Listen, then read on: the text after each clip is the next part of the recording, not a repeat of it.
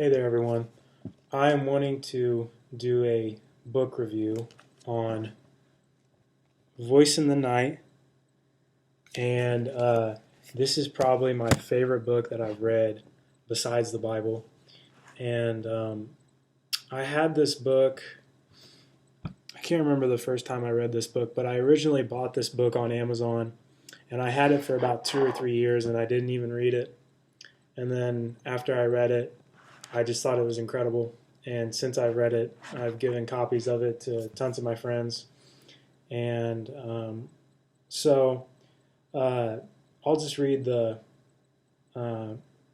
back cover here.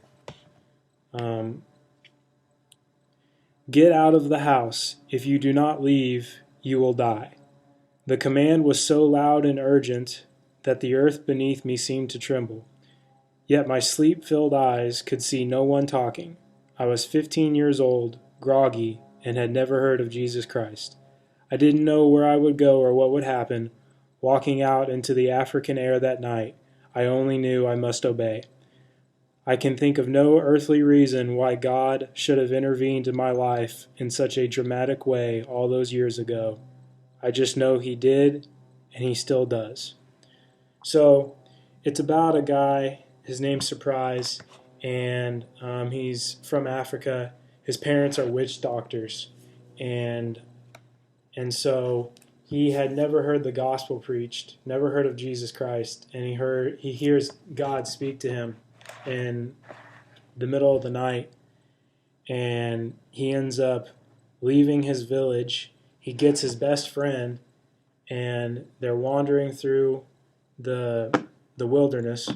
And they end up getting on the other side, and there's an old man waiting for them, and he says that he had a dream about them and that he had been waiting for them.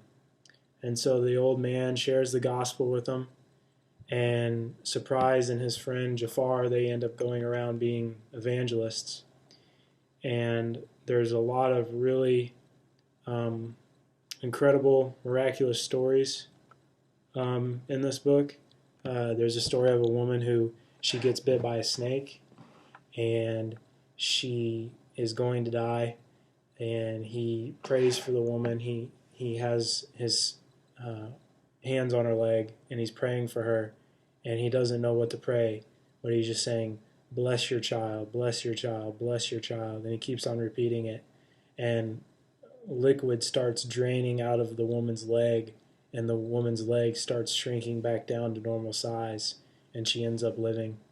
There's another time where he is on the back of a truck going back to, I think it was Mozambique, where he's originally from, I'm not for sure, and there's this huge explosion, and he's up in the air, and he feels these arms being wrapped around him, and literally just setting him down, back down onto the ground. And I'm trying to think what else.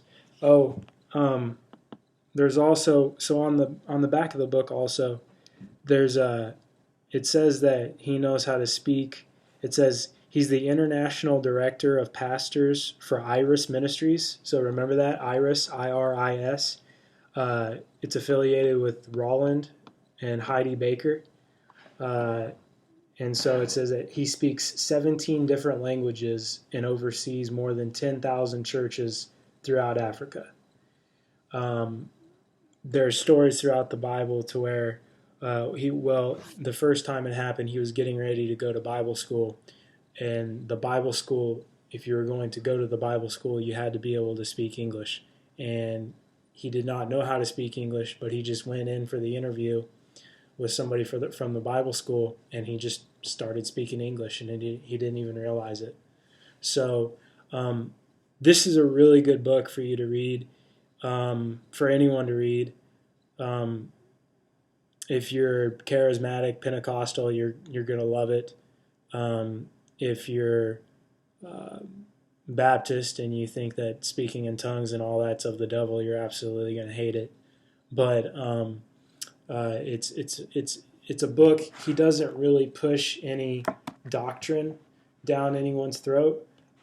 he just shares his testimony as far as what he's experienced and what he's gone through. And he certainly does have a very dramatic testimony, just hearing the voice of God speak to him. Which, by the way, so after he leaves his village that night, his village ended up getting invaded, and his entire family got killed that night. So his life was saved miraculously because he obeyed the voice of the Lord. And so, like I said, it's a really great book. God's doing a lot of cool stuff over in Africa. Christianity is growing faster in Africa than any other continent. In his book, also, there's a lot of miracles that happen in Africa compared to, especially places like the United States. And in that book, he said he gets asked that a lot of times. Why do miracles happen in Africa so much more versus the United States? And the comment that he makes in the book is that the African people have a simple faith. And he says that this is what pleases God. So, yeah, that's it. I mean, it's a great book. Like I said, Iris Ministries, they oversee more than 10,000 churches in Africa. And God's certainly more concerned with quality, not quantity, but 10,000 churches. That gets my attention. I think that's pretty incredible. Just like how the world's largest church, pastored by, I think it's Yonggi Cho. I'm not sure how to pronounce his name, in South Korea. It's got about 1 million people at that one church. So anytime I see something like that huge, it definitely gets my attention, and I'm definitely interested in studying them and seeing, where their success is coming from. And last quote I'll leave you guys with. This is Bill Johnson out of Bethel Church. He did the foreword for the book. And just one sentence out of that, it's on the back cover of the book. It says, "This book is bound to leave a mark on your life." So again, that's coming from Bill Johnson out of Bethel Church.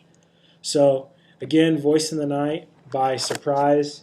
His last name, I say it's Sithole, but they pronounce it Sithole.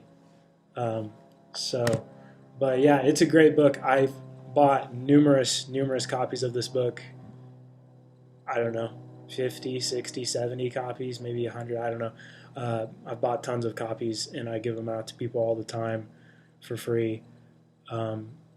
This was one of the first books I ever read before I fell in love with reading, and I really suggest that you read it, even if you're not a Christian, especially if you're not a Christian.